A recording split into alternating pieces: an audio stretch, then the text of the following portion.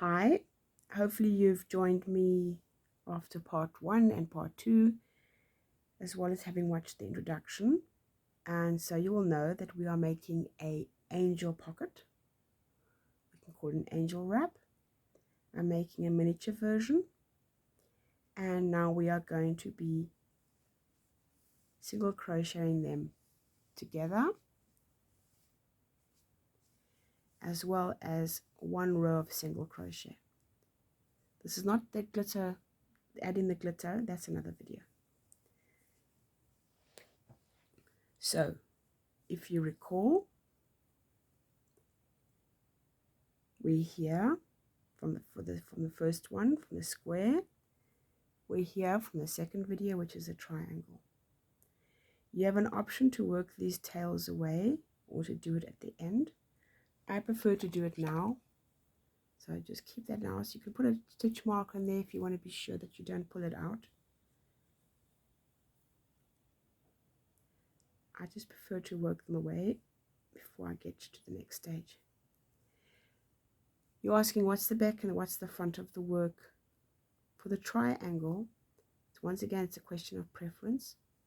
If you can see this row here, this is what they call the front of the stitch. That's the back of the stitch, the front of the stitch.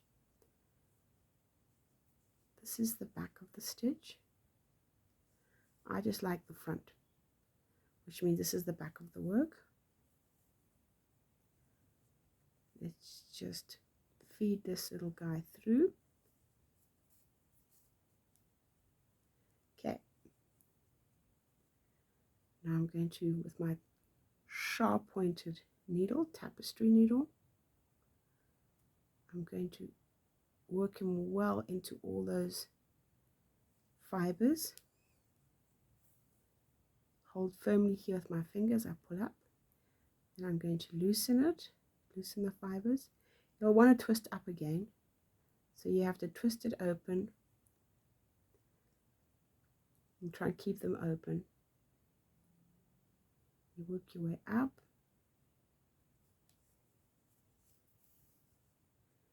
I work into one of what I call these worms.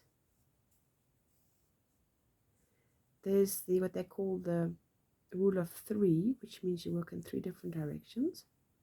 So we've worked up, we'll work across, and we'll work down.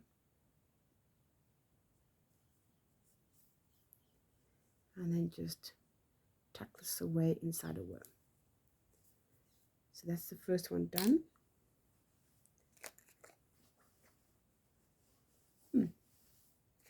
What did I do with my scissors? Oh, they fell down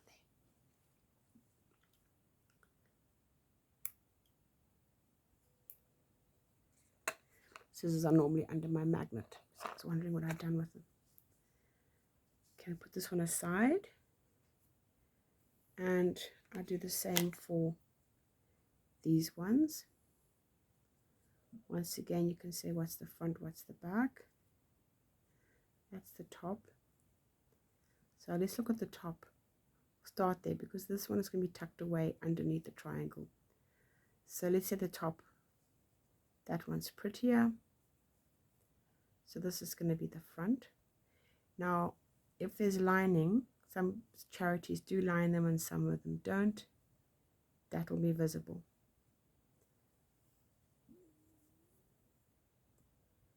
I do try and work my tails away so that you can't see them from either side. Now this could come loose. You could gape. So what we are going to do is we are going to really anchor that nice and firmly. Yeah, he's firm. I'm going to go down to the worm. Go underneath the worm, catching as many fibers as I can. So it doesn't pull out.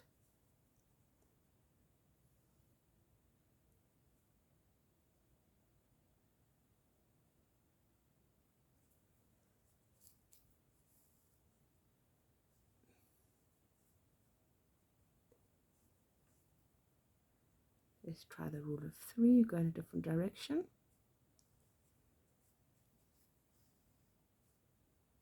I have my finger in the back here so I can feel if the needle's coming through, which it's not. And I'll go back in that direction there. That should be pretty good. Cut this off.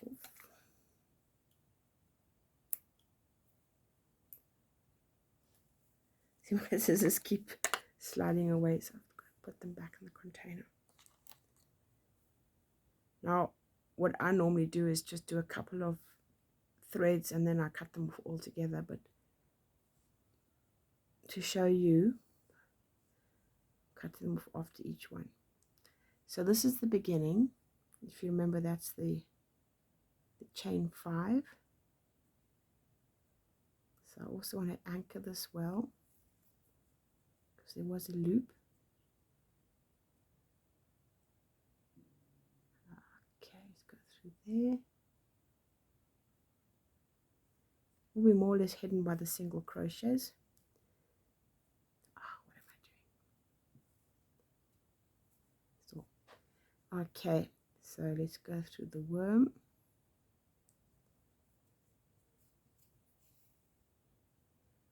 Holding it nicely, unraveling it a bit, working up one of the edges, and now it can go across.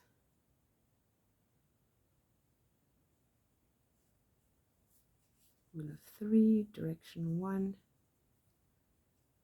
unravel, unravel, direction 2,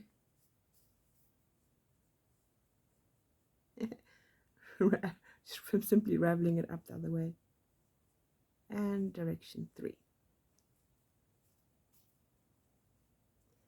Here we go, those are the tails worked away.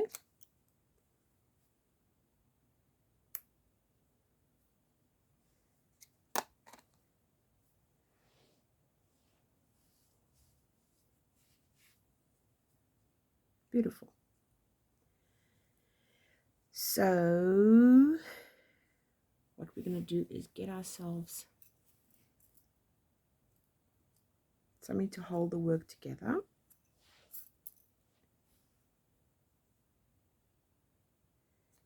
Put that away there. Okay, because I'm going to put these up here on my little stomach, which helps to hold them. Where's the front? This is the front. Where's the front of that? There's the front. So we're going to start at the bottom.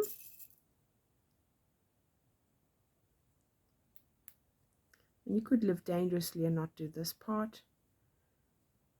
But I quite enjoy fiddling with my little stitch markers, so it's not a displeasure for me. It's basically matching them up.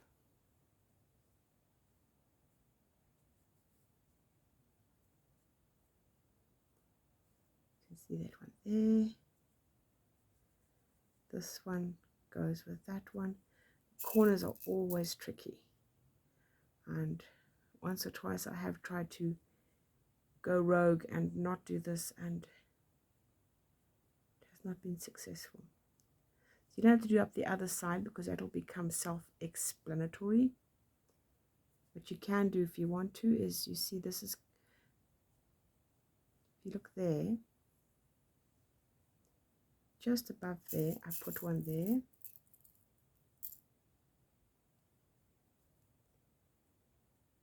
It's not very good quality, these stitch markers, but I still like them. See, there's a little space in here. The hook will go into this little space. Let me zoom in for this. The hook is going to go into this little space. And what it's going to do, it's going to make a stitch in there. That's what it's going to do, just like that. And so I put this little chap here. So when I'm working up the side, I know what I'm aiming for. Take her out, but you'll know when I get there, I'll show you. because on this side, you see there, just got to make sure I've got the right ones. Yes, there we go. On this side, this little guy is going to go in there, just like that. He's going to pull in there. Now you might say, oh, but look, there's so much pocket and there's hardly anything there. When we get to the big ones, it's the same thing. Look at that. Now it's very noticeable on a little one, but on a big one, looking at it, you wouldn't think so, would you? But it is actually the case that there is a fair amount more on the bottom, which is the pocket, than there is on the top.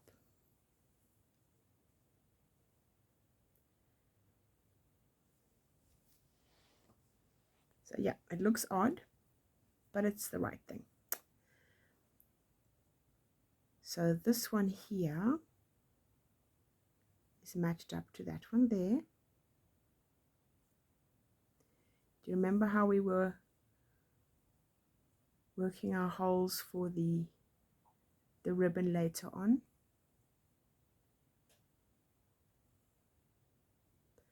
We are still going to need those edges to stitch them together. So you put your needle through, your hook through there, and you pull them through.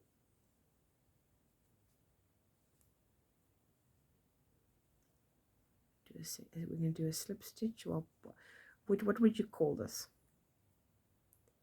Call it whatever you want. Poof, there he is. When we come back, we'll put 2 more single crochets in there. I'll show you how we finish off the end. For now, we are going to put in 4 here, because it's a curve, it's a corner. I like to work with the front facing me, simply because I like to have this part of the single crochet. The back of a stitch, that is the front of a stitch. The back of a stitch looks a little bit different. It's like 2 V's opening up like that. The front of the stitches, well, they're just closer. If they were train tracks, you would say the train tracks are quite narrow. And these ones, if they were skiers or something going down a hill, they're more splayed open. Look at how they open up. So there we go. On the corner here, I've done 4. Take out the stitch marker. Over here, I do 3. 1, 2, 3. Because it's still part of the corner. If you don't, what happens is these things will curl right in. I want them to stay nice and open. All the rest down the side get 2. 1, 2. I can zoom in a bit more.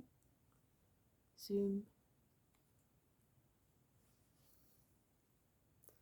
Take the stitch marker out. Now this guy is tiny, so you think, well, every few seconds I'm taking the stitch marker out. Yeah, but if you're working on a big one, you can do quite a bit of work before you come to the stitch marker.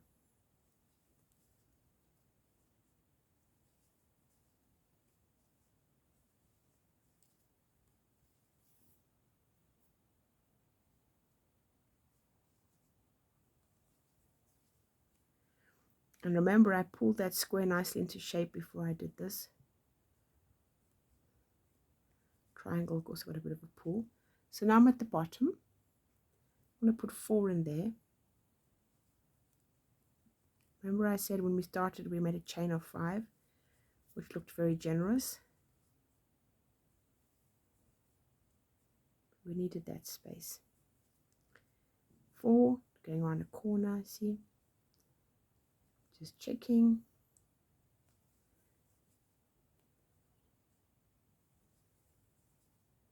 It's quite zen for me making these, so I don't necessarily rush them. I enjoy every step of the process.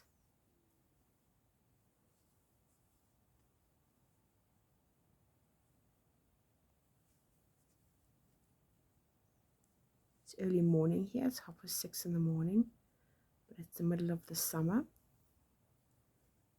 So I've got this beautiful morning light. Could have hear the seagulls earlier. Going all the way up the side.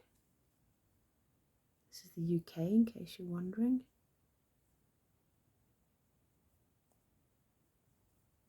Now, I'm putting, remember this is a, let me see, that one there, that one gets 4, this one gets 3. 1,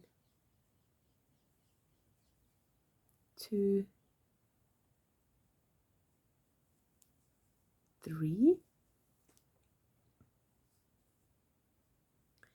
This one's got 4. 1, 2, 3. Now, do you recall when I had this green one in there? Put it in just so you can see. 1, 2, how many did I make? Let me just pull out so we can actually count together.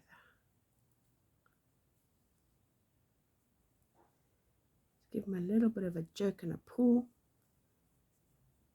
1, 2, 3, 4, and then take out the green guy, put this in there, and I'm going across to where the yellow guy is. Put him through, put him all the way through, and one more. How is that? Sounds complicated, but it's not. And once you've made quite a few of them, stitch markers are so valuable. So he's going to have one more in here. There we go. He already has that one. Look there in the back. Whoops. You can look in the back, you can see. So that's the second one. There's 2 in here.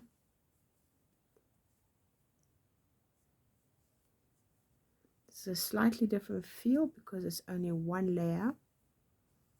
And this is where the scalloped edging will go on. Be careful not to make him too tight. We come to the top. I'm going to put 4 in there. 1, 2. Whoops. Don't want it to be tight. I'll need to get my hook in there with the scalloped edging. 3, 4. All these stitches are going to get scalloped edging in them. You don't want them to be tight. 2 on that one. 2 on this one. 1, 2, 1. Now this one here, if you remember, he was like a slip stitchy thing. So I'm going to put another one in there. And that is going to be the end. Pulling them nice open. Make sure that everything is the way I want it to be before I cut. I'm very happy with that. I'm going to find my scissors. I'm going to cut my tail.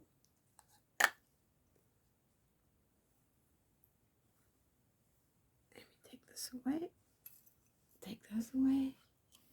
I'll need them again. So I've cut my tail and then I pull this through. What I'm going to be doing is creating another V because my scalloped edging will need the V's. I'll be counting into the V's.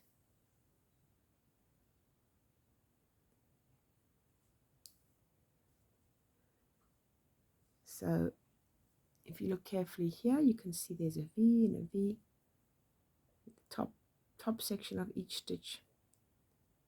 Some people call it a V. You can call it the front loop and the back loop. We're basically going to be recreating that. Now, I don't use a pointed side for this. I use the blunt side. Go under here. I could use that one, but that one is going down as part of the beginning slip knot. So I'm going to ignore him. If you can see, my group of 4 going into there, pulling it through, and then I'm coming back and going in there to recreate a front and a back loop. Keep it loose enough because just now I'm going to come work in there with my scallops. Come down here and I work this yarn away. When I give it a tug, I must make sure it's not pulling this V closed or deforming it. Let's go back on myself just one stitch, or one loop I should say, just to go back. Give it a nice little anchor there. I'm going to work this away so it's invisible.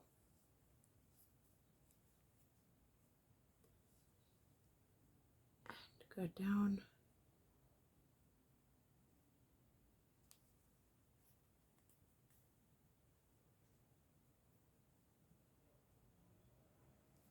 Work across.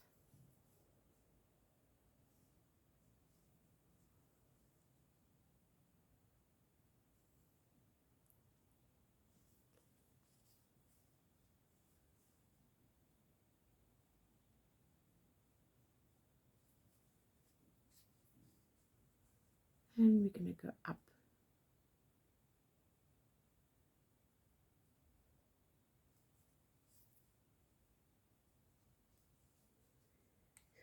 Very happy with that.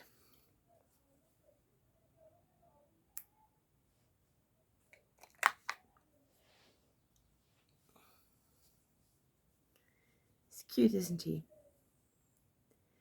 In the next video, I will be doing the scallop. Hope you join me there.